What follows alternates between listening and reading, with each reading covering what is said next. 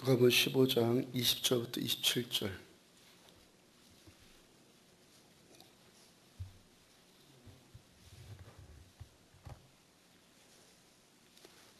(20절부터 27절) 이에 일어나서 아버지께로 돌아가니라. 아직도 거리가 먼데 아버지가 그를 보고 치근히 여겨 달려가 목을 안고 입을 맞추니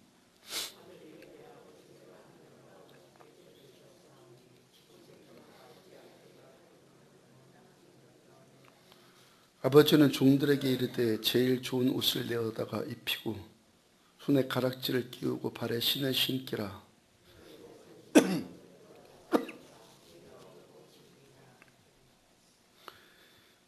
이 내 아들은 죽었다가 다시 살아났으며 내가 잃었다가 다시 얻었노라 하니 그들이 즐거워하더라.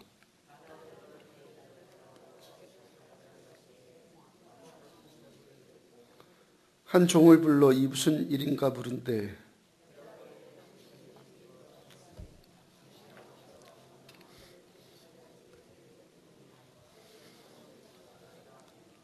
아멘. 누가복음 오늘 마지막으로 15장 말씀 전해드리도록 합니다. 구원잔치라는 제목으로 말씀 전해드립니다. 그 누가복음 15장 또 앞으로 또 다른 하나님께서 깨달음을 주시면 더 전하겠는데, 이 누가복음 15장의 이 말씀은 기독교 신앙의 핵심 진리가 다 들어있습니다. 핵심 진리, 은혜와 율법, 율법과 은혜, 그것에 대해서 명백한 깨달음을 주고, 그 다음에 우리가 거기서 더 한층 올라가서 우리를 향하신 하나님의 마음, 많은 사람들이 성경 지식 몇 가지를 가지고 신앙생활하는 것을 보게 되거든요. 지식, 그 말씀 필요한 것인데 그 피상적인 지식만 가지고 신앙생활하는 것을 보게 되는데, 우리들은 그 지식에서 더 올라가서 하나님의 마음을 느끼고 하나님의 마음을 깨닫고 느끼고 신앙생활하는 수준까지 나아가기를 축복합니다. 이 하나님의 마음이 누가복음 15장에서 잘 나타나 있어요. 예수님의 십자가의 희생을 믿고 십자가를 믿고 구원받아서 하나님의 백성이 되었다, 하나님의 아들이 되었다. 무엇을 의미합니까? 오늘 본문의 둘째 아들과 같이 하나님과 내가 아버지와 자녀의 관계, 아버지 아들과의 관계로 다시 회복되었잖아요. 지금 회복되었다면 그 다음 또 우리들을 기다리고 있는 그 나머지가 무엇이겠습니까? 이사야서 25장 9절을 보면은 그날에 말하기를 이는 우리의 하나님이시라. 우리가 그를 기다렸으니 그가 우리를 구원하시리로다. 이는 여호와시라. 우리가 기다렸으니 구원받기를 기다렸다고요. 그래서 구원이 임했어요. 구원받은 다음에 또 기다려요. 우리가 그를 기다렸더니 우리가 그의 구원을 기뻐하며 즐거워할 것이라. 기다렸더니 구원이 임했습니다. 구원받고 또 기다렸더니 또 무엇이 임했다는 겁니까? 그의 구원을, 이제는 구원을 기뻐하며 즐거워하리라.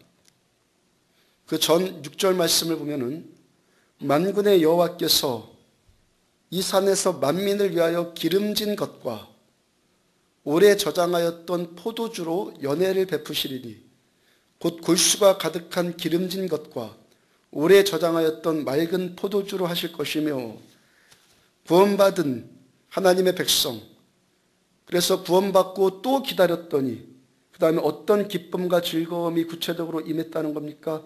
기름진 것과 오래 저장했던 포도주를 즐기면서 하나님과 함께 잔치를 즐기게 된다는 것. 잔치. 예수님께서 십자가의 구원 가르치시면서 제자들과 함께 마지막으로 제자들에게 십자가의 구원 가르치시면서 제자들과 함께 마지막으로 행하신 일이 뭡니까? 성만찬 예식이죠. 우리는 이 성찬 예식을 약식으로 하는데, 이 예식의 본래 이름이 그야말로 만찬이거든. 성만찬. 만찬, 잔치. 예수님께서 제자들에게 주님과 함께 먹고 마시는 이 잔치를 벌이는 것이 구원의 정점이다. 이걸 지금 말씀하고 있는 거예요. 요한계시록 3장 20절 보면은 내가 문 밖에 서서 두드리더니 누구든지 내 음성을 듣고 문을 열면 내가 그에게로 들어가 그와 더불어 먹고 그는 나와 더불어 먹으리라, 잔치하리라. 예수님과 함께 먹고 마시는 잔치, 천국의 잔치를 누리는 것이 구원의 클라이막스라는 거예요. 요한계시록에서 계속해서 나타나는 말씀이 뭡니까? 어린 양의 혼인잔치에 참여하는 것. 요한계시록에서 계속 재림 예수를 기다리는 우리에게 어린 양의 혼인잔치를 기다리는 것, 그 참여하는 것이라고 계속 말씀하시잖아요. 오늘 본문에서도 둘째 아들이 다시 아버지 품으로 돌아왔을 때 이 아들을 기다리고 있는 것이 무엇이었습니까? 22절, 23절 보면은 아버지는 종들에게 이르되 제일 좋은 옷을 내어다가 입히고 제일 좋은 옷 입혀라. 손에 가락지를 끼우고 발에 신을 신기라. 그리고 살찐 송아지를 끌어다가 잡으라. 우리가 먹고 즐기자. 아버지와 아들의 관계가 회복되어졌다는 것, 구원받았다는 것, 거기서 더 나아가서 어떤 일이 우리들을 기다리고 있다는 겁니까? 함께 먹고 즐기자. 25절을 보면은 맏아들은 밭에 있다가 돌아와 집에 가까이 왔을 때 풍악과 춤추는 소리를 듣고 이 첫째 아들이 맏아들이 화가 난 직접적인 이유가 뭐 때문이라고 그래요? 풍악과 춤추는 소리, 이 잔치하는 소리. 아버지와 아들이 함께 먹고 마시면서 잔치 벌이는 즐거운 소리를 듣고 이 큰아들이 화가 났어요. 그러니까 율법주의 신앙에 붙들려 있는 자는 하나님과 함께 잔치를 벌인다. 이게 뭔지를 모른다는 거예요. 그러니까 딱딱하고 경직되어 있는 것이 신앙생활 잘한다라고 착각을 하고 있다는 거예요. 잔치하면은 무슨 생각 떠오릅니까? 잔치, 회갑잔치, 혼인잔치, 즐겁다, 기쁘다, 만족한다. 거의 다 이런 단어들 아닙니까? 잔치를 하면은 가장 먼저 무슨 기쁨이 임합니까? 먹는 기쁨, 서로 만나는 기쁨, 또 풍악 소리가 울려 퍼지는 후각, 춤추는 시각, 청각, 미각, 이 모든 오감이 다 만족을 얻게 되죠. 잔치를 벌이면. 예수님께서 이 공생애를 시작하시면서 주님께서 사역을 시작하면서 가장 첫 번째 행하신 기적이 뭐죠? 가장 먼저 행하신 기적, 결혼잔치, 결혼 혼인잔치집에 참석하셨다가 포도주가 떨어지니까 물로 포도주를 만드시죠. 최상품의 포도주를 만들어요. 그것도 최상품의 포도주. 요한복음 2장 11절을 보면은 예수께서 이 첫 표적, 처음 표적을 갈릴리 가나에 행하여 그의 영광을 나타내심에 제자들이 그를 믿으니라. 성경은 이 일을 기적, 처음 기적이다 그러지 않고, 보통 우리도 기적이다 그러지 않아요. 그런데 성경은 표적, 이렇게 명시를 했어요. 주님께서 베푸신 물로 포도주를 만드신 그 기적, 이 기적에는 하나님이 말씀하고 싶어 하시는 어떤 상징적인 의미가 들어있다는, 그래서 표적이라고 표현하는 거예요. 왜 주님께서 물로 포도주를 만드는 첫 번째 기적을, 그 표적을 상징적으로, 처음으로 상징적으로 행하셨겠습니까? 성경에서 포도주를 말할 때는 거의 대부분 기쁨을 상징하거든요. 기쁨. 예수님 우리들한테 구원을 주셨다. 우리한테 오셨다. 그렇게 주님께서 우리들한테 오시면서 가장 먼저 주고 싶어 하시는 것. 그것이 뭐라는 겁니까? 우리 안에 만족과 기쁨이라는 거예요. 빌립보서 2장 18절 보면은 이와 같이 너희도 기뻐하고 나와 함께 기뻐하라. 빌립보서를 보면은 계속 기쁨, 기뻐함 이 단어가 계속 반복돼요. 그래서 빌립보서는 기쁨의 편지라고 해요. 네, 이 빌립보서가 사도 바울께서 감옥에서 쓴 편지거든요. 우리들에게 구원을 베푸시는 하나님의 목적 가운데 하나가 뭐라는 거예요? 환경을 초월하는 기쁨을 누리는 거예요. 빌립보서 4장 10절을 보면은 내가 주 안에서 크게 기뻐함은, 그 다음 12절, 나는 비천에 처할 줄도 알고 풍부에 처할 줄도 알아. 모든 일 곧 배고픔과 배부름과 풍부와 궁핍에도 처할 줄 아는 일체의 비결을 배웠노라. 그 안에서 비천과 천함, 풍부, 그 다음에 배부름, 배고픔 이 모든 그 정황들 안에서 내가 주 안에서 크게 기뻐함. 사도 바울께서는 비천에 있을 때도, 반대로 풍부에 있을 때도, 배부를 때도, 배고플 때도 나는 여전히 기쁘다. 무슨 고백 지금 하는 겁니까? 비천이나 풍부나 배부름이나 배고픔이나 이것 자체가 사도 바울의 기쁨이나 바울의 슬픔의 조건이 아니라는 거예요.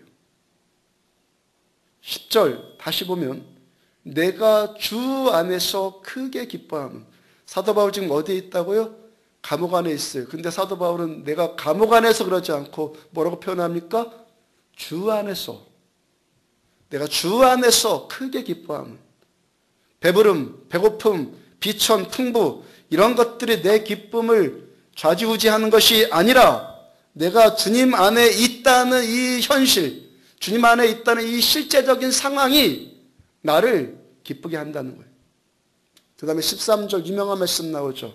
내게 능력 주시는 자 안에서 내가 모든 것을 할 수 있느니라. 나에게 능력 주시는 것은, 이 기쁨을 누릴 수 있는 능력 주시는 것은 비천이나 풍부, 배부름, 배고픔, 감옥 안, 감옥 밖 이런 것이 아니라 내가 주님 안에 있기 때문이라는 거예요. 지난주 새벽에 한 주간 동안 예수님께서 십자가에 달리셔서 7개의 말씀을 하신 것, 가상 7언에 대해서 7개의 말씀에 대해서 하루하루씩 새벽에 말씀 전했죠. 금요일날 새벽에는 예수님께서 십자가 지시면서 당하신 고통에 대해서 조금 자세히 풀어서 말씀을 전했어요. 겟세마네 동산에서부터 땀방울이 핏방울 되기까지 땀이 피로 바뀌는 그 고투의 기도를 하신 것, 끝에 납덩이가 달린 채찍으로 40에 하나 감한 39대의 채찍질을 당하신 것, 모세혈관이 몰려있는 머리에 가시면류관을 눌러가지고 피가 위로 솟구친 것, 주먹질 당한 것, 얼굴에 밤새 잠 한 잠 못 주무시고 그 지치고 고통스러운 몸으로 그 비아돌로사 십자가 골고다의 길을 가신 것, 그 무거운 것을 지고 그 거친 그 나무 결이 온몸에 그 등뼈를 갖다가 막 문지르는 고통을 당하신 것, 십자가에서 손목에 못 박히고 양손목에 발목에 못 박히신 것, 옆구리를 창으로 찔리신 것, 하나하나 구체적으로 설명을 드렸어요. 한 분이 기도하는데, 말씀 듣고 기도하는데 주께서 고통당하신 그 그림이 선명하게 떠오르면서 슬픔이 밀려오더라는 거예요. 한참 우는데 이런 깨달음이 왔다고 그럽니다. 나는 주님께서 슬픔을 당하신 만큼 슬퍼할 수 없구나. 나는 주님의 슬픔이 이해가 안 되는구나. 나는 주님께서 고통을 당하시는 만큼 그 고통을 모르겠구나. 그 고백하시더라고요. 우리가 예수님의 십자가를 보통 표현할 때, 우리 위에 지신 십자가, 날 위에 지신 십자가라고 표현을 하죠.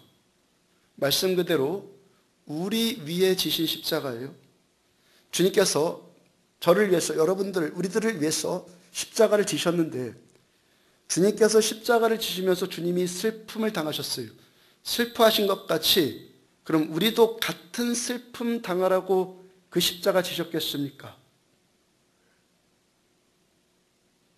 주님께서 우리 위에 고통당하셨는데 우리가 주님과 같은 고통을 당하라고 내가 당한 고통 너도 이제부터 당해라. 우리 위에 당하셨다고 했는데 내가 먼저 이 고통 당할 테니까 너도 이제부터 당해라. 그러라고 십자가 지셨겠습니까? 만약에 그러해야 한다면은 십자가는 우리 위에 지신 십자가 아니라 주님 위에 지신 십자가죠. 주님 위에 지신 십자가.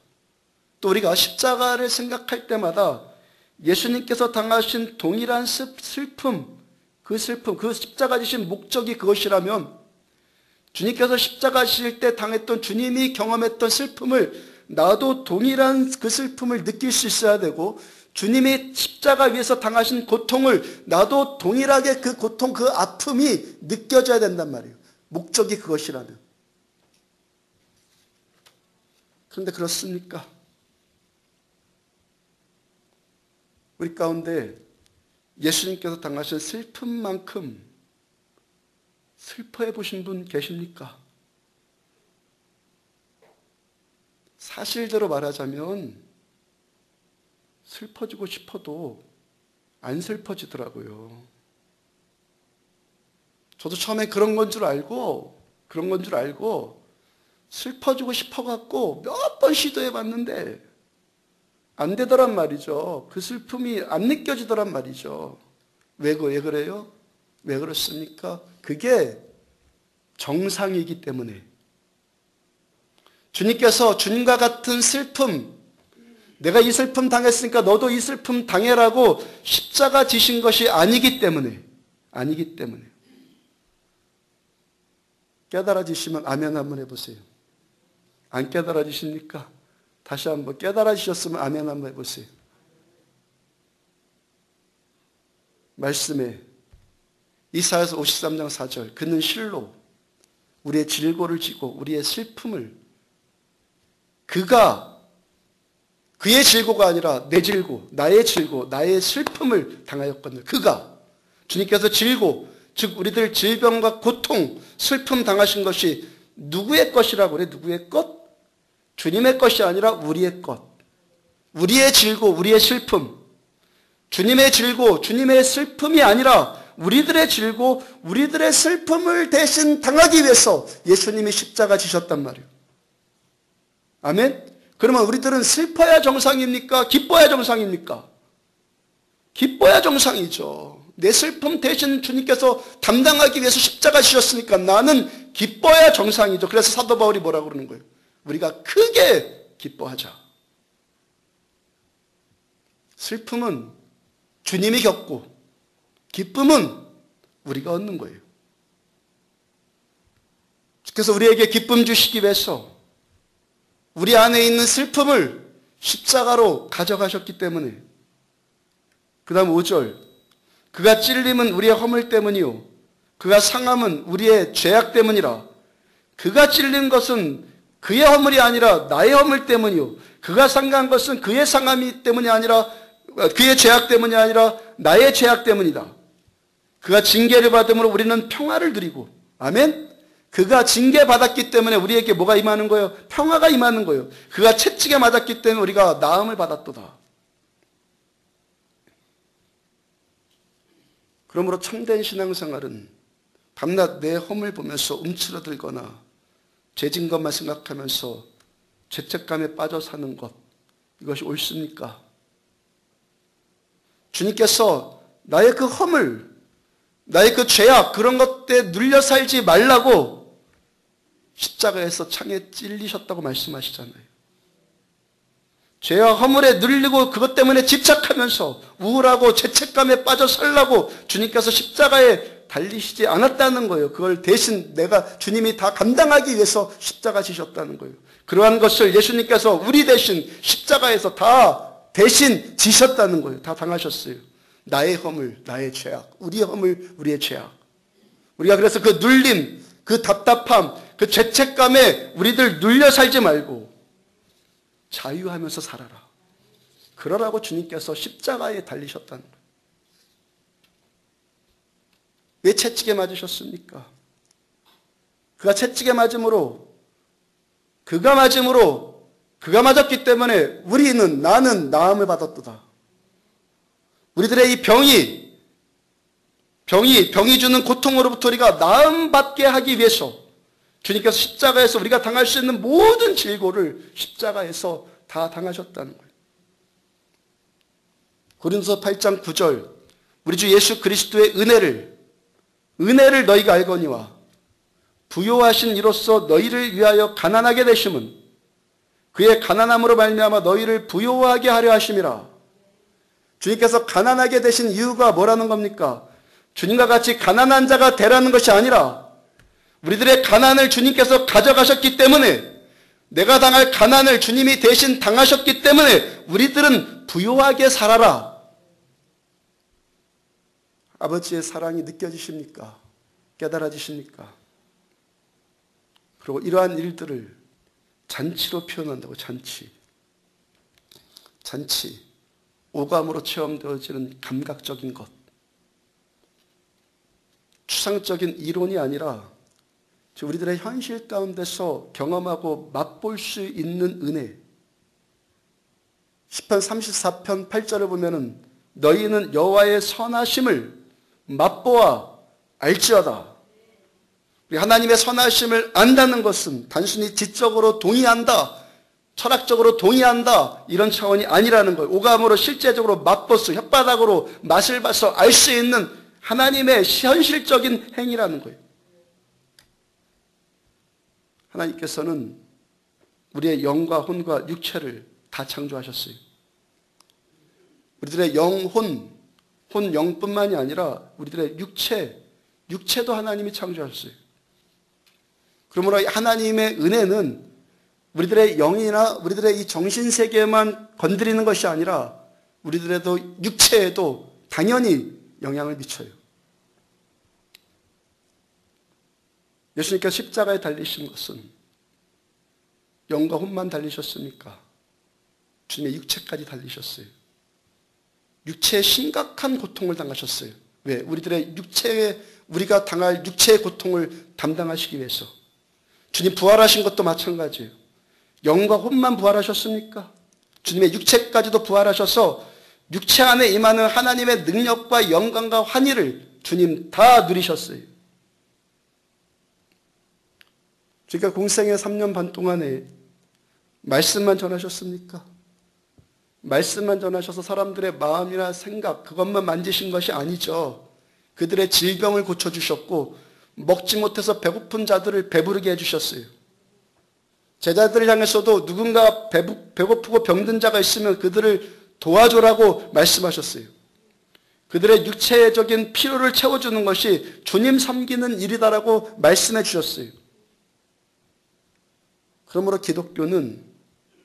우리가 믿는 기독교는 이 땅의 많은 종교들 가운데서 가장 물질적이고 가장 육체적인 종교예요.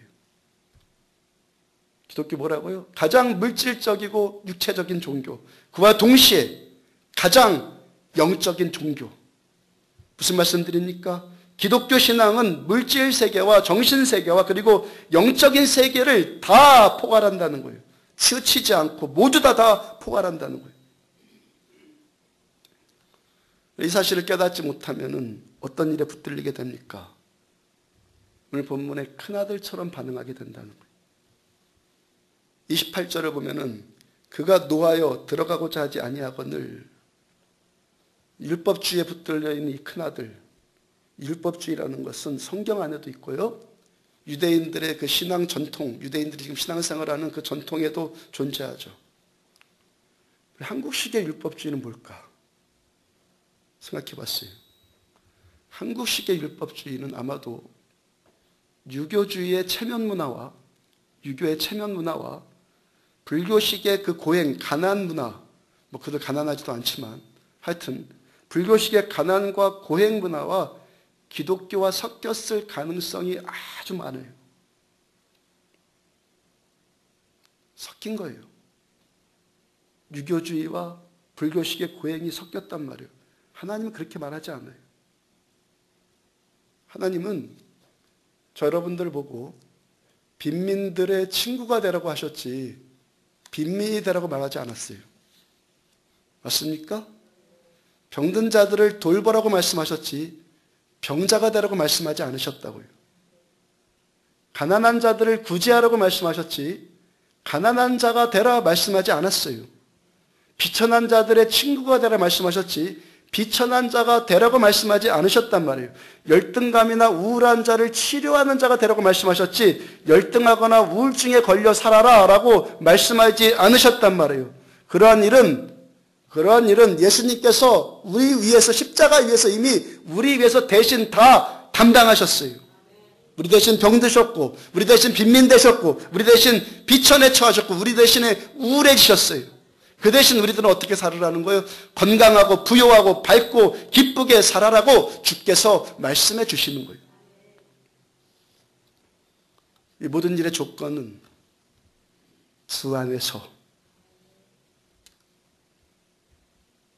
빌립보서 4장 12절 다시 보면 나는 비천에 처할 줄도 알고 풍부에 처할 줄도 알아. 모든 일, 곧 배고픔과 배부름과 풍부와 궁핍에도 처할 줄 아는 일체의 비결을 배웠노라. 비천에 처했을 때도 주 안에서, 풍부에 처했을 때도 주 안에서, 배고플 때도 주 안에서, 배부를 때도 주 안에서, 배고플 때 겸손했다면은 여전히 배부를 때도 여전히 겸손하고 왜 주 안에서이니까. 비천에 처해졌을 때 낮은 심령이었다면은 풍부했을 때도 여전히 가난한 심령 되고 왜 주 안에서니까. 비천했을 때도 어려웠을 때도 주님께 하나하나 세세하게 도움을 요청했다면 이제 많아졌을 때도 부유했을 때도 주님께 하나하나 세세하게 다 물어보고 주님의 도움을 요청하고 왜 주 안에서니까.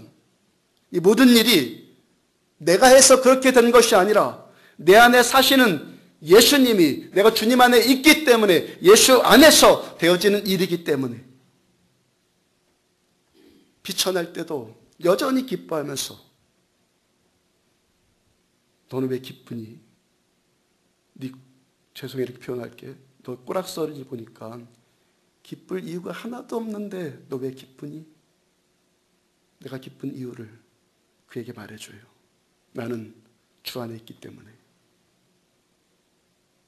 풍부할 때도 겸손히 야 너 이렇게 뭐 많은데 좀 목에 좀 힘주고 좀 살지 왜 겸손하니?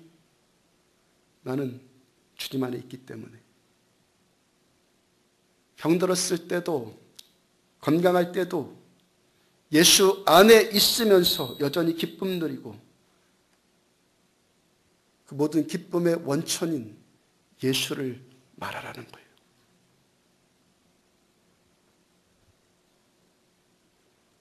비천에서 빌빌거리는데 이렇게 표현해서 좋아하지만 비천에서 빌빌거리는데 누가 예수 믿으려고 그래요? 병들어서 그냥 맨날 우울하고 죽겠다고 하는데 누가 그거 보고 예수 믿겠어요? 아멘? 십자가에서 다 가져가시고 내가 너를 이렇게 치유한 살아계신 주님을 세상에 말하라는 거예요. 모든 삶이 예수로 인해서 예수 때문에 예수를 위해서 갈라디아서 2장 20절 함께 외워볼까요? 갈라디아서 2장 20절 시작. 내가 그리스도와 함께 십자가에 못 박혔나니 그런즉 이제는 내가 사는 것이 아니오 오직 내 안에 그리스도께서 사시는 것이라. 이제 내가 육체 가운데 사는 것은 나를 사랑하사 나를 위하여 자기 몸을 버리신 하나님의 아들을 믿는 믿음 안에서 사는 것이라. 십자가를 믿는 믿음과 함께 내 삶이 예수님과 함께 어떻게 해요? 예수님과 함께 십자가에 못 박혀요. 그래서 이제부터는 내가 독립해서 나대로 사는 것이 아니라 내 안에 예수님이 사세요. 나를 위해서 십자가에서 죽으신 주님의 그 희생을 슬퍼하면서 사는 것이 아니라 그 십자가 희생이 감사해서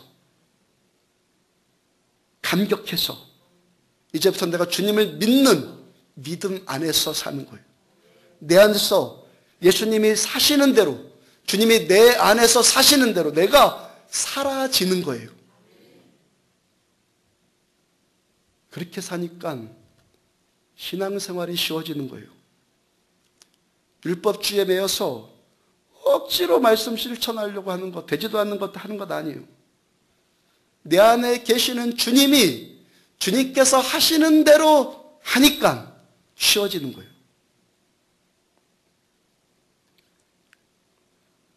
자, 우리 교회 여기까지 목회하면서 여러분들로부터 자주 들었던 말 가운데 하나가 우리 교회는 헌금 설교를 거의 안 한다는 말 들어요. 아예 안 하지는 않았고요. 새벽 예배 때 헌금에 대한 말씀 나올 때 잠깐 몇 번 했었고, 우리 교회가 여기로 이전에 올 때 주일 오전 예배 때는 제 기억으로 2번 헌금 설교했어요. 처음에 그것도 한 번만 하겠다고 했는데 또 한 번 감동 주셔갖고 2번 하게 되었는데, 2번째 설교했을 때는 한 남편이 초신자였고 그래서 그분이 말씀을 잘 받아들이지를 못했는지 그것 때문에 그분이 교회를 떠나는 부작용도 있었는데 헌금 설교 많이 안 했어요. 그렇다고 어떤 분이 교회 떠날 것이 두려워서 헌금 설교 안 하는 것 아니에요. 일단은 성경 본문에서 헌금 이야기가 거의 나오지 않았기 때문이고, 지금껏 주일 오전 예배 때 사도행전만 연속으로 설교하는데 사도행전의 헌금에 대한 말씀이 거의 안 나왔고, 또 한 가지는 예수님의 은혜를 아는 사람, 내 안에 예수님 있는 사람, 그 예수님의 은혜를 정말 아는 사람, 그래서 그 은혜의 선하심을 맛보아 아는 사람, 나를 살리기 위하신 그 죽으심, 나를 기쁘게 하기 위해서 당하신 그 슬픔, 나를 부요하게 하기 위해서 당하신 그 가난, 주님의 그 은혜를 알면 자발적으로 헌금하게 될 것이라는 저의 생각 때문에 내 열심, 내 부담감, 그거 붙들려 갖고 나의 어떤 것, 나 혼자 내가 하는 것 아니라 내 안에 사시는, 내 안에 계시는 예수님과 함께 하면 쉬워지는 거예요. 모든 신앙생활의 원리가 마찬가지예요. 에베소서 5장 25절, 남편들아 아내 사랑하기를 그리스도께서 교회를 사랑하시고 교회를 위하여 자신을 주신같이 하라. 결혼 생활하는데 혼인서약을 지켜야 한다는 부담감 때문에 하는 것이 아니라는 것이죠. 내 안에 지금 계신, 내 안에 오신 예수님께서 교회를 사랑하시는 그 사랑이 느껴지니까 그 사랑 가지고 서로를 대해주라는 거예요. 내 안에 있는 예수님의 사랑과 내가 하나가 되어서, 그러니까 사랑하는 것이 되는 거예요. 나 혼자 독립하면 사랑이 안 돼요. 주님과 섞이니까 주님의 그 사랑대로 되는 거예요. 그럼 우리가 신실한 성도가 되는 것은 하라 하지 말라고 하는 그 말씀들을 지키고자 하는 피땀 흘린 노력으로 되는 것 아니라는 거예요.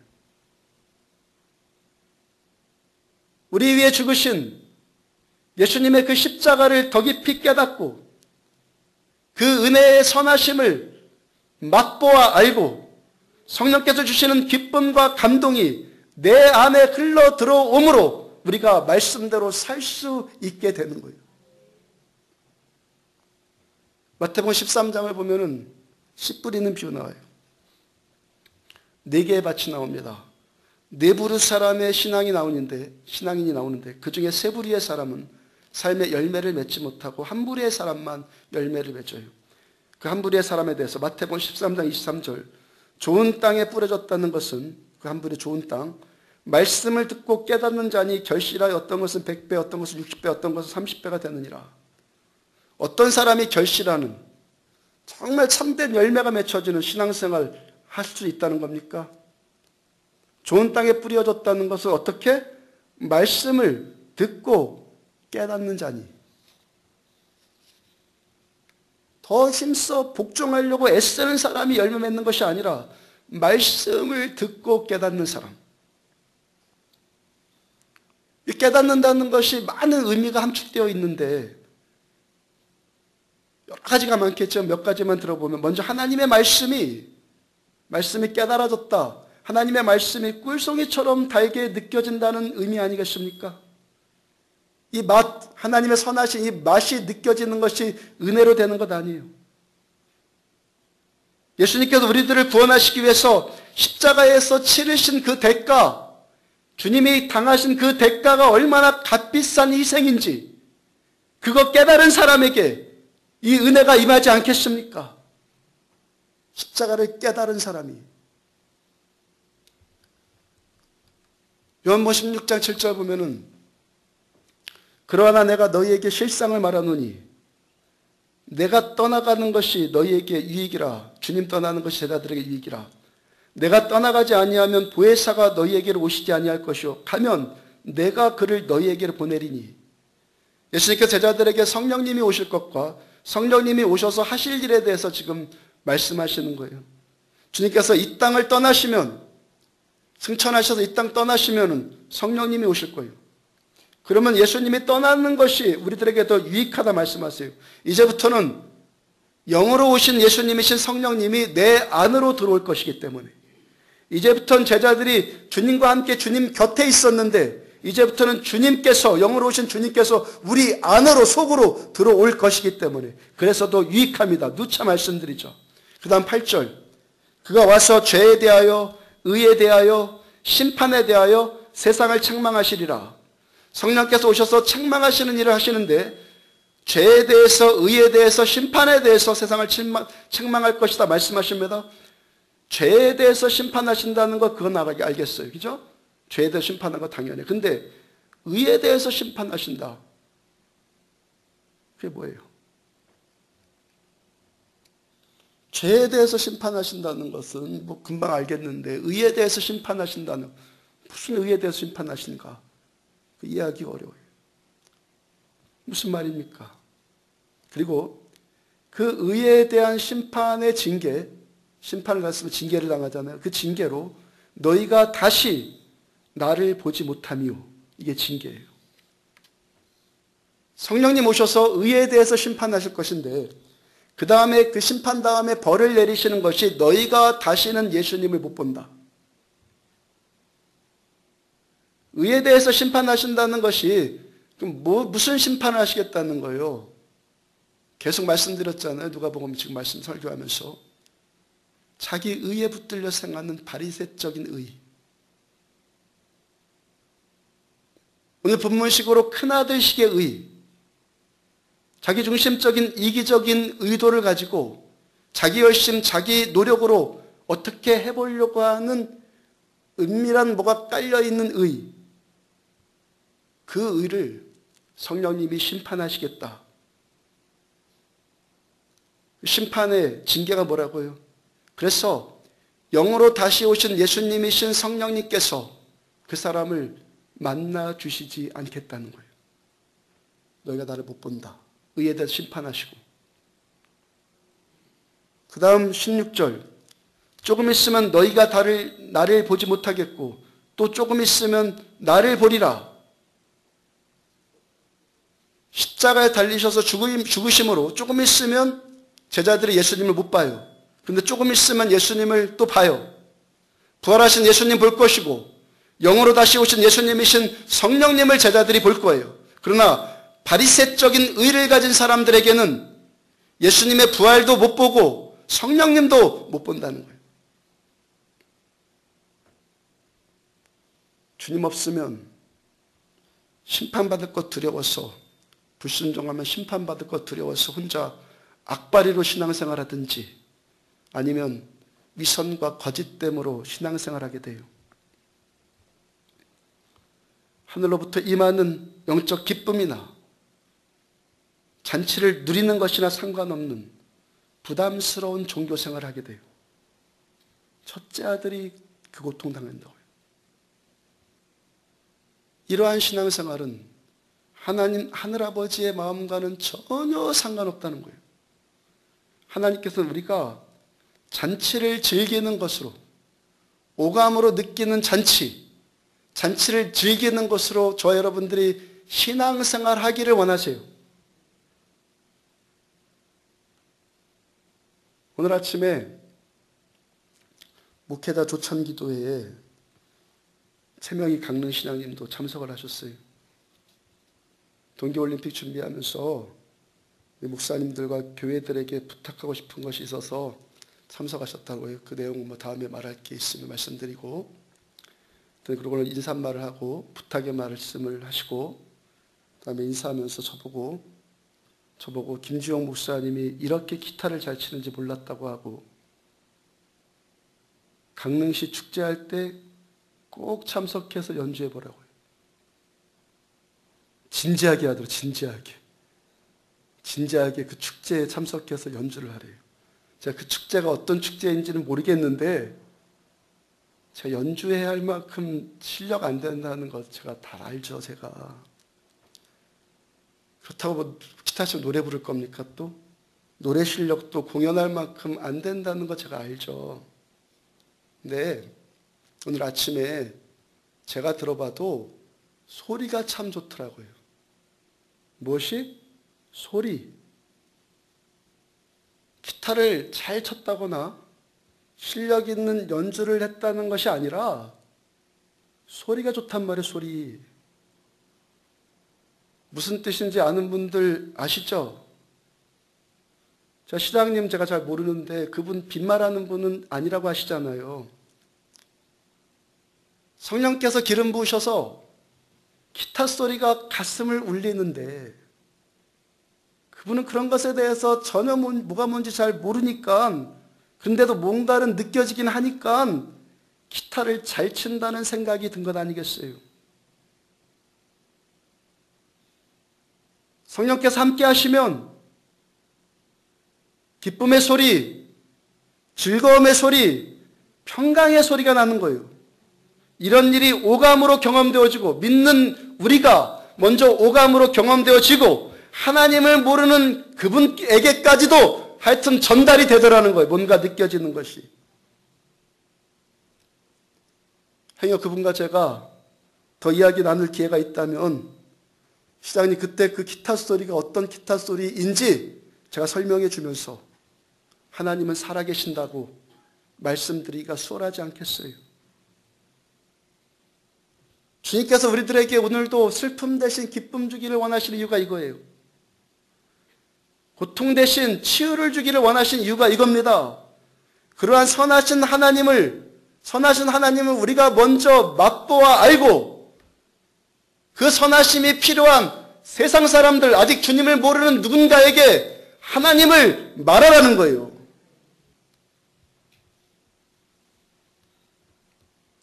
조나단 에드워즈 목사님이 신성하고 초자연적인 빛이라는 제목의 설교에서, 그분 설교에서 이런 말씀 전했어요. 단순히 하나님이 거룩하고 은혜롭다고 믿는 것과, 단순히 믿는 것과 하나님의 거룩함과 은혜의 사랑스러움과 아름다움을 실제적으로 경험하는 것은 전혀 다르다.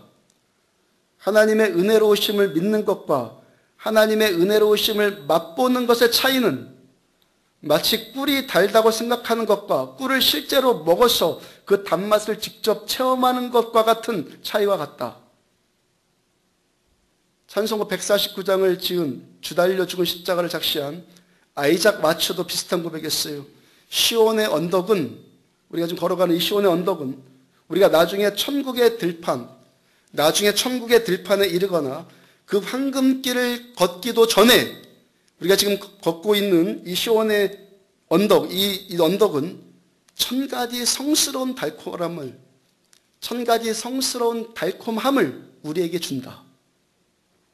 나중에 천국 가서만 천 가지 달콤함을 느끼는 것이 아니라 천국으로 가는 이 여정 가운데서 천 가지 달콤함을 우리는 느낄 수 있다는 거예요. 예수님의 구원은 달콤함을 맛볼 수 있는 구원잔치예요. 그리고 예수님의 사랑은 우리들 모두에게 현실적으로 경험되어 줄 수 있고 경험되어져야만 합니다. 주님의 그 사랑이 나를 놀랍게 해야 돼요. 나를 기쁘게 해야 돼요. 내가 위로를 받아야 돼요.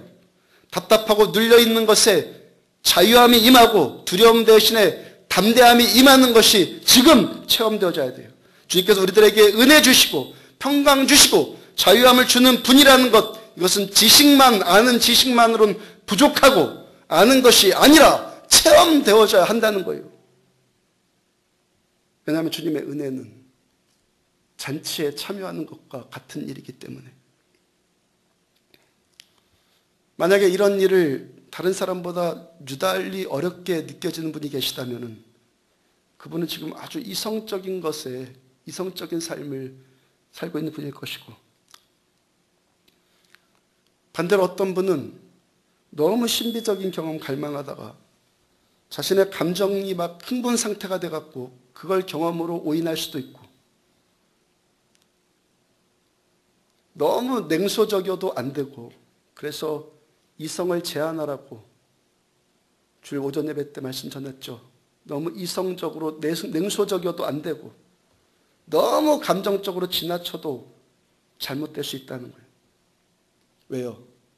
은혜는 내 것이 아니라 하나님의 것이기 때문에.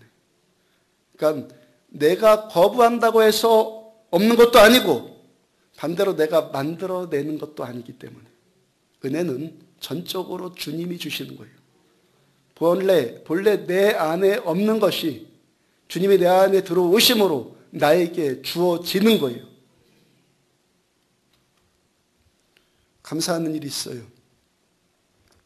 7, 8년 전에도 안디옥에 개척하면서, 그 전에도 부교육자 하면서도 다른 곳에서 이러한 설교 분명히 했어요. 그때에도 이런 일에 대한 신학적인 지식은 열려 있었기 때문에, 그때 당시 답답한 것은 그러한 말씀이 그저 소망으로 그치는 경우가, 말씀으로만 그치는 경우가 거의 대부분이었다는 거예요. 이런 일이 신앙입니다 하고 설교는 했는데 그게 안 나타나고 나중에 그렇게 되겠지, 그 기대감으로만 그쳤을 뿐이라는 거예요. 설교 끝나고 기도하면서 쥐어짜요.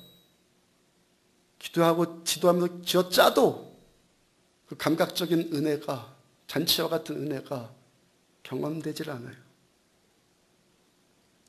지금은 예배 드리면서 말씀 전하고 추구하면서 경험되어지잖아요. 계속 추구하면 주님의 선하심을 맛보는 이 경험적인 감각, 이 감각이 점점 더 민감해지지 않겠습니까? 더 풍성해지고 더 깊어질 것 당연해요. 그리고 이 모든 일은 주님께서 우리들을 위해서 십자가에 달리신 하나님의 그 선하심과 하나님의 그 사랑과 은혜 때문에 돼요. 이사야서 25장 9절 다시 보면 그날에 말하기를 이는 우리의 하나님이시라 우리가 그를 기다렸으니 그가 우리를 구원하시리로다. 이는 여호와시라 우리가 그를 기다렸으니 우리는 그의 구원을 기뻐하며 즐거워하리라. 우리가 그를 기다렸으니 그가 우리를 구원하셨다. 우리가 그를 또 기다리니까 우리가 그의 구원을 기뻐하며 즐거워하게 되었다. 믿고 추구하고 기다리니까 주님이 주시더라는 거예요. 기다리고 더 기다리고 구하고 포기하지 않고 또 구하고 믿음 잃지 않고 성경 말씀 그대로 믿고 구하는 자에게 주신다고 약속하셨으니까 환경을 초월한 기쁨을 주 안에서 누릴 수 있는 기쁨을 우리에게 주신다고 약속하셨으니까 구하면 더 주세요. 우리의 신앙이 큰아들과 같은 부담감이나 우울함으로 억지로 하는 것들 벗어버리기를 축복합니다. 그때 십자가 위에서 우리들의 모든 이 우울함들, 어두움들, 하여튼 온갖 그런 부정적인 것들을 다 담당하신 주께서 주시는 이 선하심과 기쁨을 우리를 누리는 삶 사시기를 주의 이름으로 축복합니다.